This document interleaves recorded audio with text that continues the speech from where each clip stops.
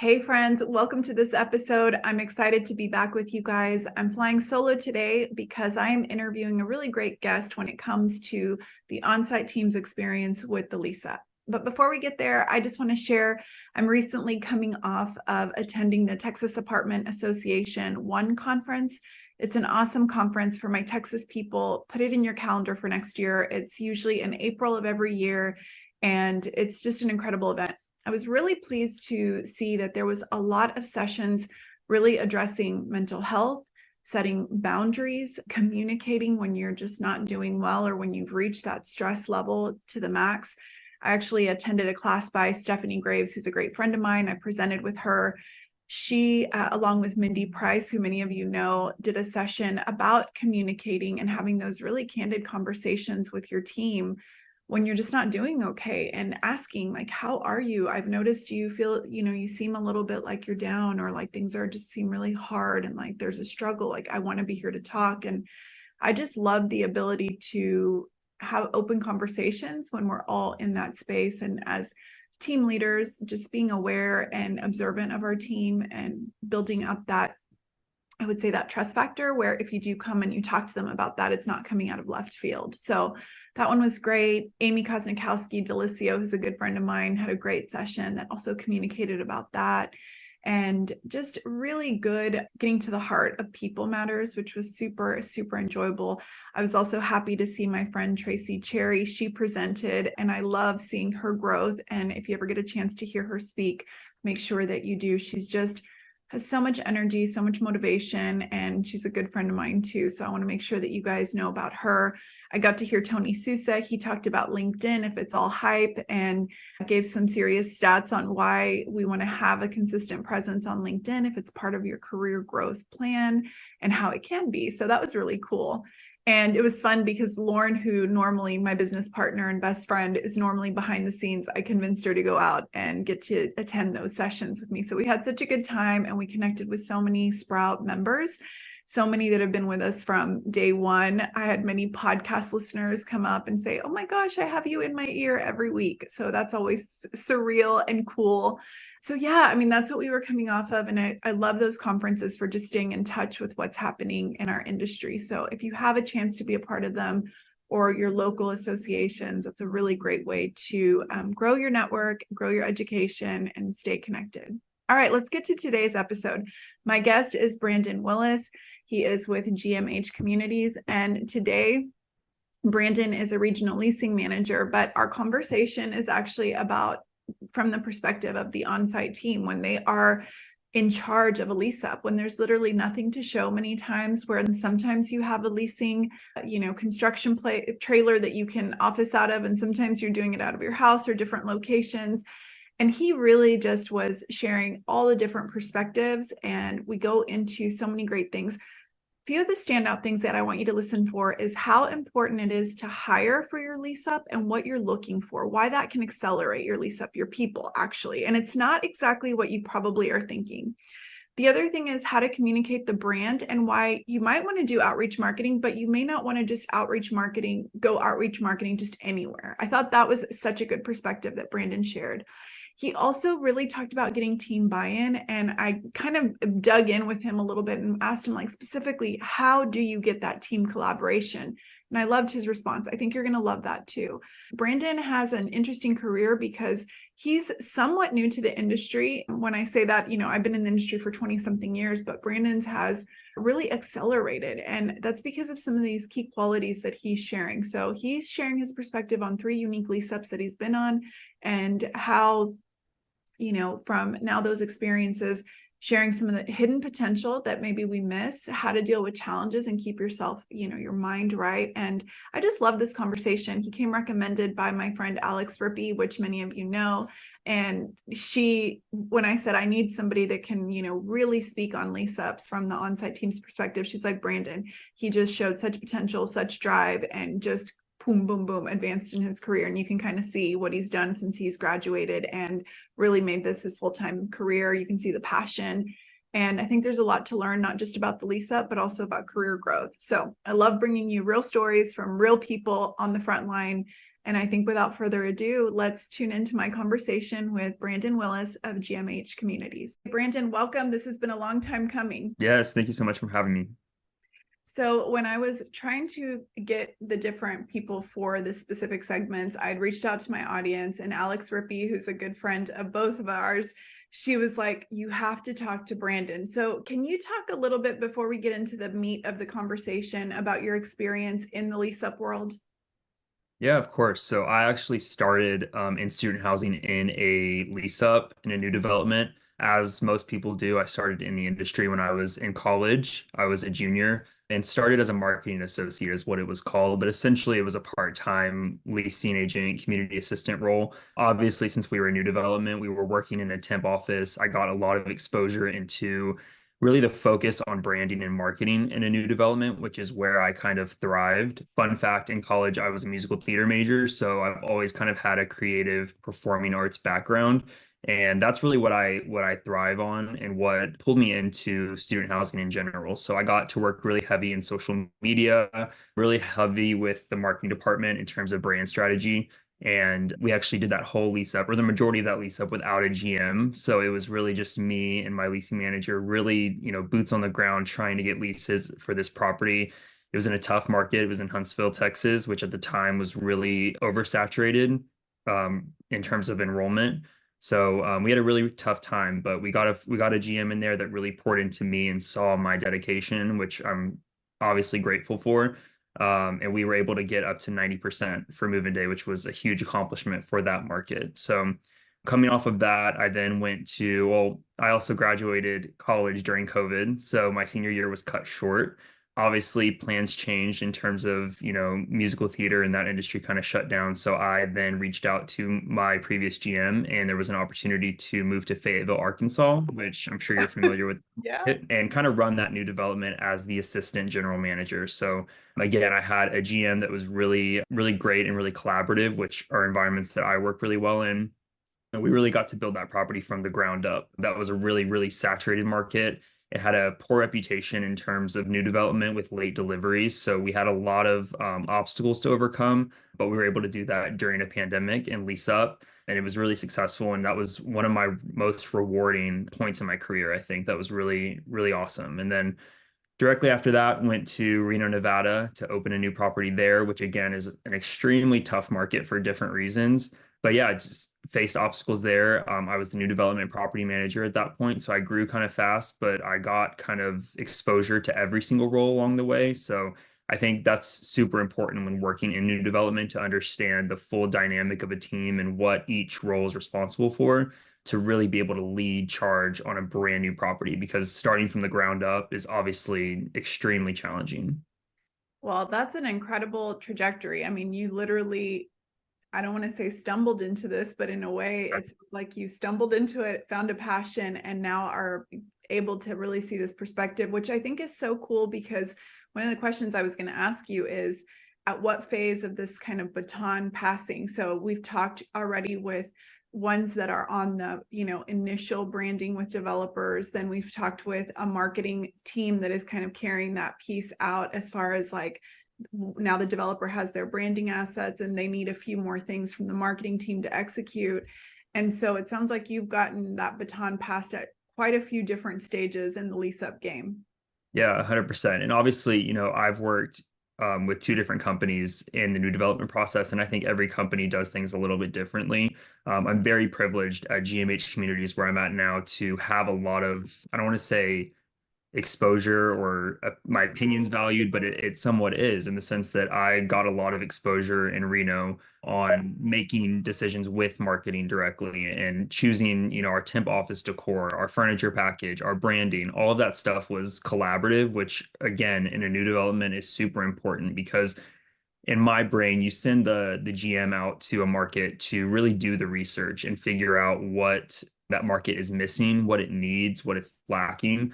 And that's where there's a unique opportunity for a new management company or new development to kind of step in and fill that void. So that's really what our strategy was in Reno. I went out there before we even started or opened a temp office and really studied the market, figured out the comps, figured out how we could set ourselves apart and how we could package that amenity package, that product into a specific brand that's going to streamline its way into the student population on campus. So I think it's different company by company, but really having a hand is such a valuable experience. Yeah, I think you're right. We've worked with companies where they've had a branding company do all of that ahead of time, but a lot of times there is that disconnect in the bridge that Yeah. happens when then the team gets it, but they're not necessarily maybe privy to the vision, or that branding company maybe didn't have multifamily experience and now they're handing something over that isn't realistic. So I think that's neat that you were able to have such a, a hand in that. And I have to say, the theater background, when you said that, I don't know if you know Sydney Weber with Life After Leasing. She does another podcast, but her and two or three others have a theater background. And they're like, Wow. we really think this helped us in No, this industry. 100%. I mean, 90% of Americans don't use their major after college, but I really think that, one, if I was never in the college scene or had friends that, were exposed to student housing, I never would have even stumbled, like you said, into this industry. So I'm really grateful for that, obviously. But also, I learned some valuable skills in that major and in college that I think really prepared me for being able to make those connections, which you almost have to, I mean, you do have to do in a new development, and really being able to communicate and put your thought behind, what message you're trying to convey to a market, and then just run with it, and then pour into your team as well and get them on board. Because I think that's another huge piece. Going back to the branding and marketing, if your team or your people on the ground don't understand the vision or understand what the management company is trying to execute, it's never going to work. So I think that's a huge aspect to it as well.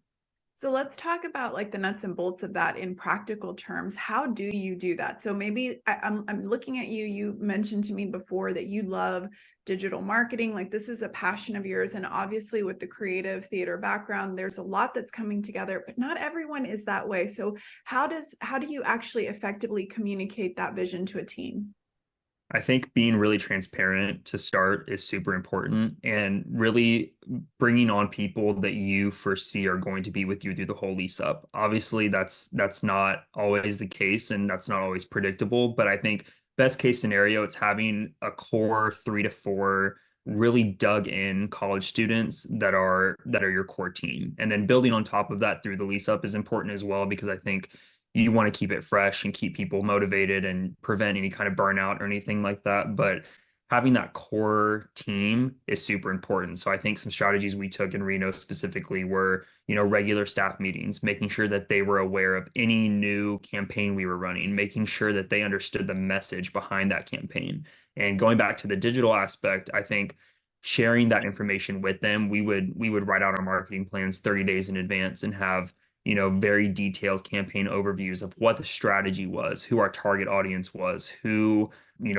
whether we were targeting freshmen this week or international students or whatever the case is, but making them a part of those conversations and also promoting that collaborative environment. Because if they feel like it's just, a word vomit situation or explaining to them what they need to be doing rather than them being a part of that decision process, you're going to get completely different results. And I think I always valued having collaborative higher ups and collaborative managers. So I think that's kind of my management style and what I led with last year in Reno with the team. So we would sit down and have, brainstorming conversations about what we can do on campus and what we can do in the market and how we can set our property apart from these other operational sites that maybe just went through the new development process. So I think that is huge. That seems huge. And I've been to a lot of sessions with the younger generations. It seems like that's even more important with, Mm. The younger the generation goes, that buy-in is almost more important than even my generation, where you're like, this is what you got to do and you do it because your boss said. There's a lot more pushback. And I've noticed that too, working with student communities.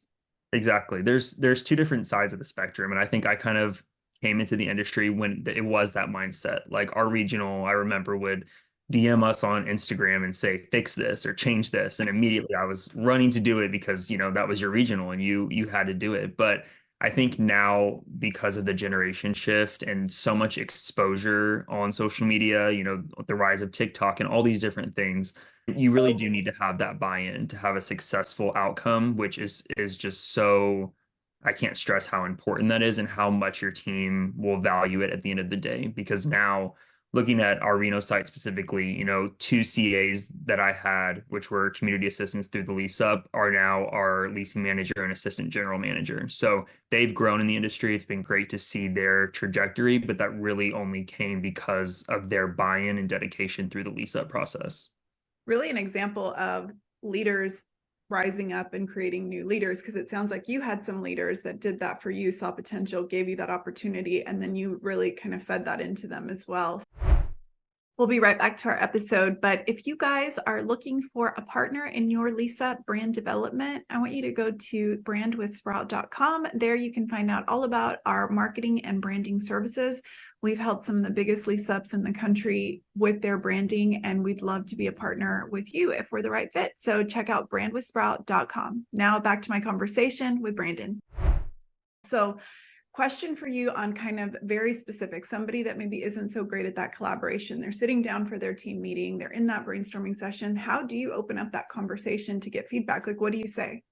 Are you talking about for like marketing efforts Yeah, or? marketing or just aligning like any kind of branding that you're going to do, just, kind of opening up the conversation to say, here's what we need to do. How are we going to accomplish that? Yeah, I think always starting with the end result that you want to receive is the key there. So if your goal is to fill to 100%, or if your goal is to increase brand awareness, or if your goal is to get 50 entries and 50 new leads into a giveaway, whatever your end goal is, I think starting there and then kind of working and pedaling backwards is how I would approach that situation and how I would accomplish to get my team's buy-in, if that Yeah. makes sense. So, them being able to realize what the end result is and what is needed, I think will help them formulate those steps in their head of how you can market to their demographic and college students and the younger generation and take those steps effectively to get to that end result.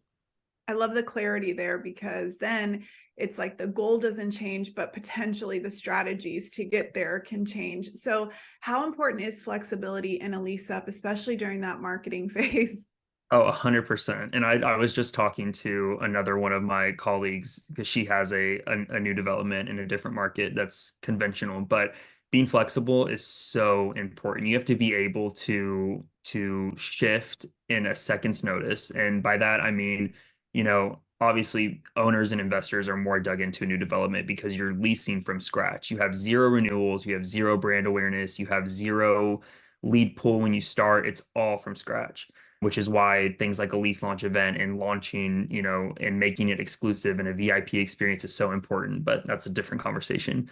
But yeah, being flexible is so important in terms of being able to shift a special, shift a message, shift an incentive. If something's not working, you have to be able to recognize that. And I think that's a really important and maybe challenging piece of new development is that as the GM or as the property manager, you have these ideas that you've maybe formulated with your team and you're so excited because you're passionate about it and you think it's going to go off so well. So maybe when you launch that and it doesn't, or it doesn't perform, or you don't get the result that you wanted, I think there's a piece of it that's personal and it's almost like swallowing your pride to say, you know what, this didn't work, but we're going to shift and do something else. And I think that is a piece that myself and I know other people in the new development world have had to face. Early in my career, it was harder for me to say, this didn't work. This campaign didn't go off, or it was too confusing, or it was too complicated. Whereas now I can really step back and look at a marketing campaign that we ran or a special that we ran and maybe say, this didn't work because of X, Y, and Z. And I thought it was going to go this way, but it didn't. So let's reevaluate and pivot. So I think being flexible is one of the aspects and key qualities in a new development team. And that experimental mindset is kind of like, we're going to try different things and see what potentially can work. And I think you're right. It's a little bit of the ego. I think all creatives, even when I work with like my design team, when we make changes or the client doesn't love exactly what we put out, it is such a personal thing because it's your baby and you have this idea. But I love going back to anchoring what you said. We have a goal at the end of the day. And so I always tell that to my team. I'm like, we are going to be very like dogged about our goal, but flexible about the way that we get there. And I think that's a great mindset. Yeah. So let's talk marketing just for a little bit. I know we weren't going to super dig in, but I know that's a passion of yours. How do you marry grassroots marketing efforts, maybe like outreach and things like that within your digital type of marketing? Like what's the best, I would say maybe like recipe that you've found in terms of mixing in those things? I think being strategic is obviously important, but going back to the brand, I think it all goes back to your property and your site's brand that you're trying to convey. So, picking hotspot locations that you can table at that maybe match the same qualities that your brand has. Like if you're trying to advertise this luxury, high-end new product in the market that's super modern, I wouldn't go table at a barbecue restaurant. You know what I mean? Right. So like matching your brand with the resident experience that they're going to receive on site. And I think new development is so difficult because you don't have a property. You can't host resident events. You maybe have a temp space, but some properties don't. I've seen with the growth of AI and technology in our industry, I've seen a lot of new developments do virtual lease-ups, which is something that's super unique. But I think just branding, going back to your brand and marrying the two between your marketing efforts, making sure it aligns with your brand guide, all your digital assets matching, that's all super important factors to marry your on the boots, on the ground marketing with your digital as well. I love that you brought that out because I think sometimes, we'll go into these luxury communities and you go into the elevator and there's this terrible like Comic Sans invite for an event. And it's like the two just betray each other a bit. And so even the way you're saying to think through your strategic partnerships of even like what businesses do you align with? Who are you actually, what influencers are you trying to get partner with? If they don't speak your message, it could almost do, I think, more harm because then the people that want to live there are going to say like, that's not my vibe. And it's, so I love that you are thinking through that. And then I'm sure then relating that to your team as well. Oh, of course. And I think two things that we did strategically last year. One, we sat down at the start of the process and took our brand guide and I added a blurb at the bottom that said, write about the dean in one sentence. What is our property's motto? What is our brand? And that kind of influenced the rest of our decisions in terms of marketing, different, graphics we made from the marketing team, all of that stuff. That all went back to that message. So I think doing that with your team is super important. Get their feedback on maybe what have you done so far and how has that affected your motto or your property's, overall message that you're trying to convey. So yeah, I think that's super important with your team. That's a great actionable thing that someone could immediately do and say, that's almost like the barometer that we will measure every action against before we say yes to this. It's like, does it live up to this statement that we've said? So let's talk about missed opportunities. I think in a lease-up, you mentioned it, it's chaotic. You're just trying to like keep your head above water in a lot of ways. What are some things that you feel people miss when it comes to a lease-up? I think one huge thing that I see consistently is utilizing your team's connections.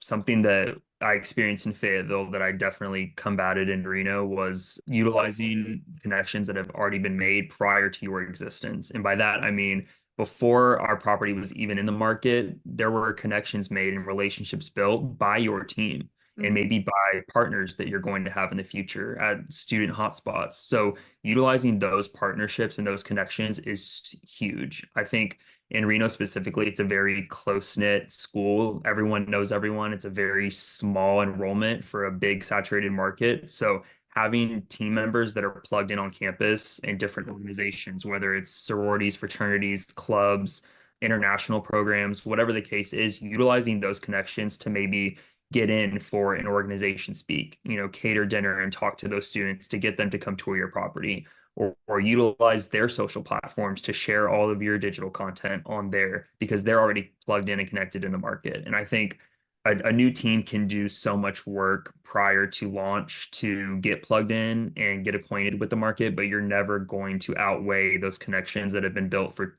2-3 years prior to your arrival in a market. So utilizing those connections is a huge missed opportunity that I think a lot of people experience. That's gold. I mean, I think your team can be the biggest brand ambassador. So does that start even like when hiring is kind of asking those questions, like what are you involved in? Is that something to look at when you're looking at hiring a team? 100%. And I think most well-rounded college students are including those things on their resumes most likely.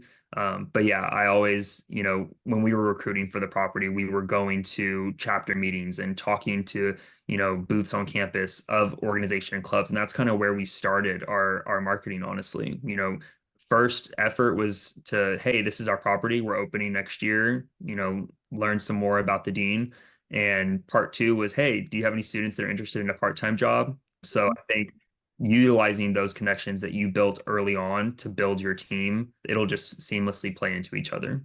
I'm such a fan of 2-for-1 marketing too. It's like a full circle moment. You're out there, you're building brand awareness, you're recruiting. I mean, in the world we live in today, I feel like those lines are so fluid, and the people that get it, like they really get it. And so I know we're talking student, but for a lot of our listeners with conventional, I don't think it's really that different. It's like looking for those people that have connections. You're out in the local market and you're going to some of those businesses that align. It's like you kind of get to see your employee in action sometimes. And that's a great interview, when you see them either interacting at a group or you're interacting at their workplace and potentially trying to court them. So that's such a good nugget.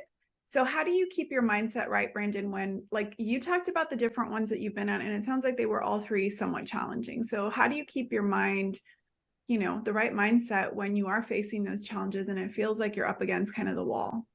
Yeah, I think one huge strategy is learning from your past competitors. I don't want to say mistakes, but just events that took place possibly. So if you're in a market that had, extremely late deliveries, kind of learning from that and understanding that students are going to have that perception. And that's a battle that I've faced multiple times. So really being proactive rather than reactive is always the best approach. And by that, I mean having those answers formulated to questions that you're going to get in the market by students. I think in Reno specifically, the first 2 weeks that we were open, I think 99% of students asked, okay, so what hotel are we going into on moving? It was like they were bringing it. Exactly. That was already the mindset in the market. And, thankfully we were the first property in, I believe, 4 years that delivered on time, which is awesome. And it's a huge accomplishment. But going into the market, we already knew that was going to be a huge obstacle and a huge pain point for students. So we had to come up with strategies and programs or plans to kind of combat that and say, you know what? We understand this is the narrative in the market. We're not going to be late, but if we are, this is our plan of preparedness. So having that proactive mindset will always keep you one step ahead. Because as you said, in a new development, you're trying to just stay above water most of the time. And if you play from a reactive approach, if you are, trying to keep up with your comps in terms of, they have renewals and new leases and you just have new leases, you're always going to feel that feeling of you're sinking. So you need to stay proactive in new development to feel successful. I'll say with anyone that I've talked leasing that has done a good job at it, regardless of where they are, communicating to developers, communicating to potential residents, it seems like communication and just keeping everybody very abreast of what is going on. And almost like you said, it's almost like you're oversharing, you're over prepping, you're over communicating. How do you see AI potentially being a help with maybe some of those kind of strategies too? Yeah, it's so interesting. And I think, I was at LeaseCon TurnCon in December and there was a huge conversation about AI. I've been on a few Entrada webinars that are talking about AI. And to be honest with you, I see it going a couple different ways. And I think one of them in a new development that's really interesting that I think I kind of want to explore if we take on any new developments in the future would be virtual leasing spaces. And by that, I mean, we have virtual tours that are 3D tours, but spaces that you can actually walk through. I've seen a lot of development with the 3D renderings and AI playing a part of that. It has generative qualities that we can kind of build a whole unit that a tenant can walk through without even leaving the temp office. I think that's going to be huge because a huge piece of new development is that you don't have a product to show. Right. And if you have that AI capability that can kind of show you your living space without you even leaving a temp office or a trailer or wherever you're at, that would be huge for new development. But I also think AI is so new and our technology is progressing so fast that I think there's a lot of operators that are going to struggle to keep up with it. So again, being flexible in this time and being able to take risks and try new things is going to amount in the most results. So I think one of our department's, goals for 24, 25 is really to take risks and try new features, things that roll out, they might not work, but let's try them. Let's see if they do. If they don't work, cool, we can pull them off and vet a new solution. But if they work, great, we've made progression in this area. So I think there's a lot of potential with AI. I don't know how it's going to affect leasing and leasing agents and offices and all of that stuff, but I'm excited to see how it progresses. Yeah, I'm on the same page with you. I listened to a HubSpot podcast today, and it was talking about how even if right now we know that AI is going to progress so much in the next few years, just getting comfortable experimenting with it and using it is going to help you be prepared for all the new things coming up. So for the people that are like, oh, I'll wait till it gets to a place or till it's completely, exactly how it is, I really think that even things like we talked about communication, I was thinking sometimes I get stuck with like, maybe I'm in a weird situation, I'm not quite sure how to respond. I'll go to ChatGPT and be like, okay, how do I phrase this response that I wanted to be friendly but direct, and I also want it to sound like me? And I think like what you were saying, like on a deliverable that's maybe delayed, maybe your CA is great in person, but they struggle in a written format. I could see that being also something that's just like an immediate tool available to say, like, how do I communicate this in the best possible way? 100%. And just a note for anyone listening, I think the people that are involved in AI right now are the ones that are able to have their opinions heard and formulate these features with different platforms that they see working the best. So if you're not involved in AI or your company's not involved in AI, I highly recommend getting involved so you can be a part of that progression. Because by the time, like you were saying, I'll wait till it's formulated and rolled out, it's going to be too late to change anything or have your opinion heard or kind of formulate that feature for your company. So definitely get involved. I think there's a lot to explore and a lot of, new developments every single month that we're seeing with AI. Excellent point. So, Brandon, as we wrap up, I have two last questions for you. One at the end, I want to leave it open if there's anything we missed. So just kind of have that in mind. But the two, I just love seeing how quickly you've progressed in your career for somebody that's out there that's in college, or maybe they've just graduated, or they're just looking for a career change. What do you think has been some of the things that have allowed you to accelerate so quickly and, make those leaps the way that you have? Because even Alex that shared with me, she's like, most people don't make those leaps in that time frame that you have. So could you give us a little insight there? 100%. I think being plugged in and dedicated is the biggest thing that's going to make you progress in your career. I've been very lucky, I can admit, to have very, like I was saying, collaborative managers that really saw my dedication and hard work and poured into that and trusted me with a lot of responsibility that I think nowadays CAs and maybe leasing managers don't get. So I think being really dedicated and plugged in is going to get you further than you'd expect. I also think being able to soak up information and really take time to learn is super important. So the whole rule, the 80-20 rule of I'm going to listen 80%, talk 20%, that plays a role into your career growth as well. I remember in the early stages of my career, I would just sit, while I was completing my tasks, I would sit and watch my leasing manager, my GM, complete these tasks and talk to ownership groups and talk to regionals and really take in the nuggets of information that they were giving me and be able to implement those later in my career has been a huge payoff for me personally. So being dedicated and continuing that work ethic through the trajectory of your career and never putting yourself above your team, if that makes sense. So like I've kind of worked in every ladder and I've kind of crossed every position as I've grown, and I can always relate to a leasing manager. I can always relate to a CA, and I never value them less because I've been in those shoes. And that's something I always lead with if I'm giving, feedback or anything like that. I've been in your shoes. I understand how it feels, and it's only up from here. If you want that path, and you pour into yourself just as much as you're pouring into your daily tasks. That's great. Never getting disconnected from all the different places. So what shoes are you filling right now? Because I know you've been recently promoted in the last year. Yeah, so I was recently promoted to a regional leasing manager. I oversee 7 properties through our portfolio, and my region's the only one that's not geographically based. So I kind of have every single time zone. But yeah, I really enjoy it. I really play a role in the leasing and marketing efforts for all of these properties. And it's really exciting to see the change and the growth in my GMs that I've seen over the last year. And also, take our goals for the leasing department at GMH Communities across the finish line of revenue growth, new platforms, new business, new API, new AI. So it's been really exciting to join the team at this time where there's some change happening. And yeah, it's been really great to be a part of that change that has kind of taken place at GMH. Well, congratulations. I can see that you're very well versed in what you do. You know what you're talking about because you're walking the walk. So before we wrap, is there anything we missed on the Lease-Up that you think is worth sharing? I think the last piece I'll leave with is taking your challenges and your obstacles and formulating those and changing those to be your success story is huge in new development.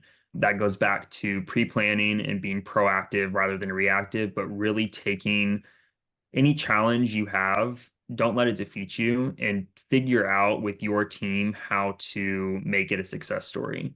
I would not have been successful in any of my 3 lease ups without my team. So hire people that you know you can depend on and build those relationships professionally, but somewhat personally as well, to where you know you can trust them and use them as a support through the process. Because like I said, I would not have made it to move-in day without my core team. So I think both those pieces are huge. That's really great to kind of end on. And I just appreciate you sharing your experience because like we said, now we have the different pieces of the journey. So I know I've connected with you on LinkedIn. Is that the best place for people to connect with you? Yeah, 100%. LinkedIn is great. I believe my email's on there as well. So if you have any questions or want to connect further, feel free to reach out. And guys, I'll make sure to include all of Brandon's info in the show notes and on the blog that we're covering this topic. So Brandon, thank you so much. I'm glad we finally made it happen. This has been definitely worth the wait. Awesome. Same here. I'm so happy that you were able to have me on. And as a fellow podcast listener and enjoyer, I'm really excited to be on this platform with you. It's really awesome.